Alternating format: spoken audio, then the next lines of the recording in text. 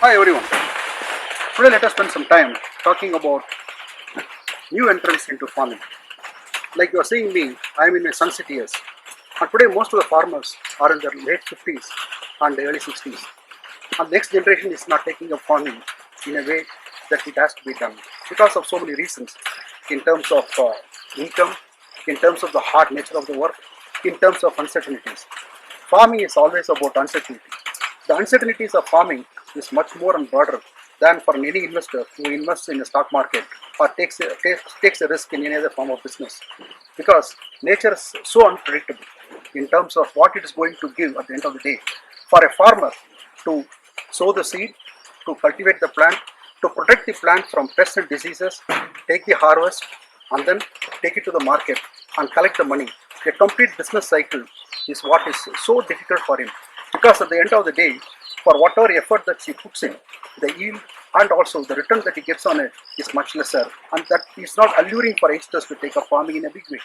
But of course, today a lot of people are interested in trying to understand what this farming matrix is all about and what is the mystery about farming and why people are not attracted to come and take up farming in a much bigger way. The reasons are, as I stated above, numerous.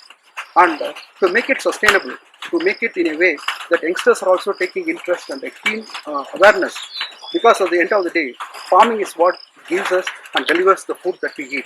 And with increasing population pressure and also the farmlands getting shrunken because of so many reasons, the main reason being topsoil erosion. The amount of abuse that we are doing to the topsoil is very much in terms of application of heavy metal synthetic fertilizers, in terms of applying and spraying harmful fungicides, pesticides, and also weedicides. Today, everyone knows about the harmful effects of glyphosate, which is a humongous seller for Bayer and also causes a lot of cancer. And the problems with neonicotinoids, which kills bees and which are the basic pollinators and give us life. There are 1,500 varieties of plants that we cultivate for our livelihood. And out of these 1,500 plants, nearly 80% of them are pollinated by pollinators. And if these pollinators are not going to be there, then farming is a period. So, for a new entrant into farming, he has to take all of this into account. And at the end of the day, what drives farming is a passion towards soil, better understanding about Mother Nature and the dynamics at the end of the day.